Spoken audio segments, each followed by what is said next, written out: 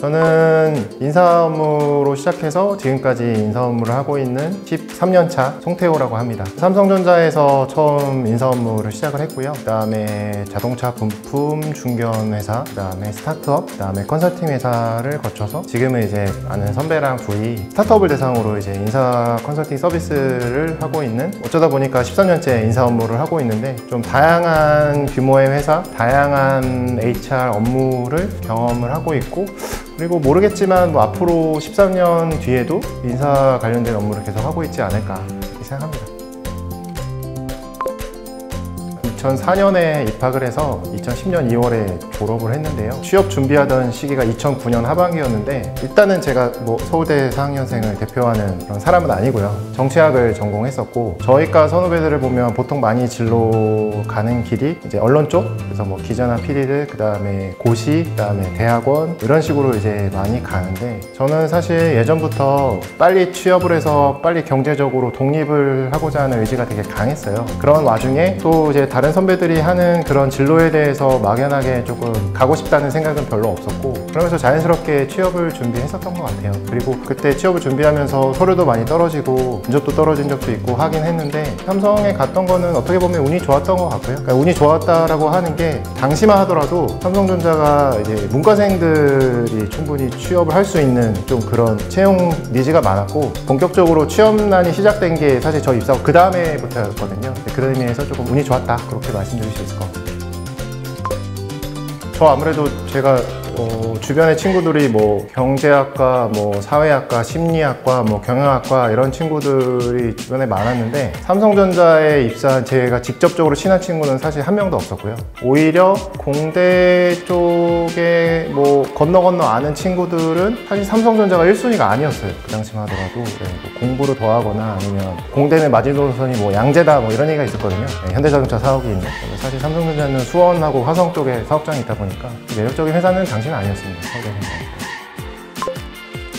저 주변에 있었고요. 그때 사기업 말고 다른 쪽 취업 준비를 하는 스터디 모임이 저랑 포함해서 4명 정도 있었는데, 그중 한 친구는 서류에서 탈락하기도 했어요. 학점이 조금 낮다 보니까 학점 커트라인에서 걸렸던 친구도 있습니다.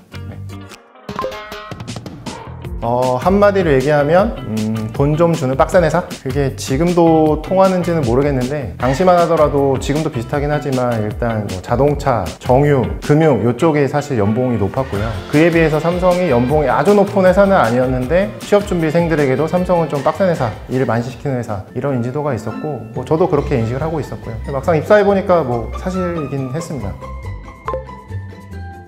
제가 삼성에서 5년 조금 안 되게 근무했었는데요. 3가지 키워드로 말씀드릴 수 있을 것 같아요. 하나는 이제 커리어적인 측면에서 말씀드릴 수 있을 것 같고, 두 번째는 동료에 대한 거, 마지막으로는 이제 일을 하는 방식에 대한 얘기인데, 첫 번째 커리어적인 측면에서 보면, 우리가 보통 이제 이직을 하면 보통 큰 회사에서 작은 회사로 이제 내가 담당하고 있는 범위가 요만큼에서 더 넓은 업무 범위 또는 뭐 승진 이런 식으로 이제 보통 이직을 하게 되는데, 그런 측면에서 보면 이제 신입사원이 처음에 커리어를 시작하기에 좋은 회사다. 이직의 관점에서도 좋은 회사고요. 두 번째로 보면은 이제 일을 배우는 측면에서도, 우리나라 대기업들은 지금은 뭐 이제 공채를 폐지한 대기업들도 있기는 하지만, 공채 중심으로 신입사원을 뽑아서 회사가 투자를 해가지고 열심히 이 친구들을 육성해서 성장시켜가지고 이제 좋은 이제 사람 인재로 육성시키는 그런 전략들을 많이 쓰는데, 대기업들은 과거부터 공채 시스템을 운영하다 보니까 신입사원을 뽑아서 육성시키는데 되게 좋은 프로그램들을 많이 갖고 있어요. 그런 측면에서 커리어를 성장하기에 되게 좋은 회사다, 첫 번째로 말씀드릴 수 있을 것 같고, 두 번째는 아무래도 제가 삼성전자에도 다녀보고 뭐 중견기업, IT 스타트업, 그 다음에 뭐 컨설팅 회사도 다녀봤는데, 결과적으로 보면 삼성전자에서 같이 일했던 동료들이 되게 좋은 기억으로 많이 남아있거든요. 공채라는 시스템이 막 아주 회사에 적합한 사람들을 채용하는데 노하우를 많이 갖고 있는 시스템이다 보니까 어느 정도 성향이라고 해야 되나? 그런 것들이 이제 비슷한 사람들 분들이 많이 구성이 되어 있는데, 그러다 보니까 저는 전자를 나와보니까 이제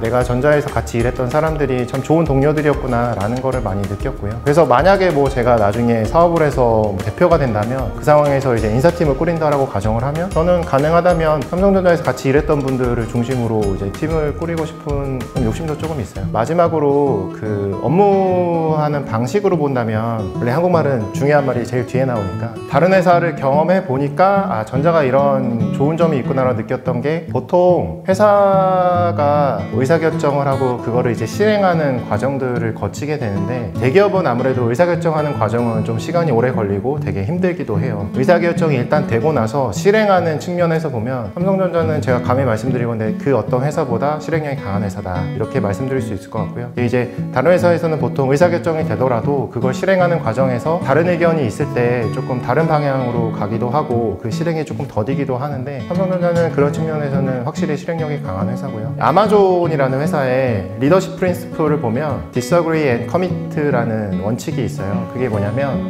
의사결정하는 과정에서 의견이 다르더라도 일단 내가 동의하지 않는 의사결정이 됐을 때 그거를 지지하고 그거를 실행하라는 원칙이거든요. 그런 원칙을 잘 따르고 있는 회사가 제가 재직하던 당시 삼성전자였다. 그렇게 설명드릴 수 있을 것 같습니다. 취업 준비를 하는 분들한테 본인 스스로 생각하기에 본인이 취업을 하기 위해서 얼마나 많은 노력을 했느냐 자문해 보라고 얘기를 해요. 본인이 이 자기소개서를 쓰기 위해서 실제로 얼마나 많은 시간을 투자했는지, 그냥 다른 회사 거 복붙해서 쓴 건 아닌지, 이런 얘기를 스스로 반문해 보라고 얘기를 하거든요. 커리어의 첫 시작을 아주 큰 회사에서 시작을 하면 그 다음에 이직할 때 선택지가 훨씬 넓어진다, 이런 관점에서 저는 추천드립니다.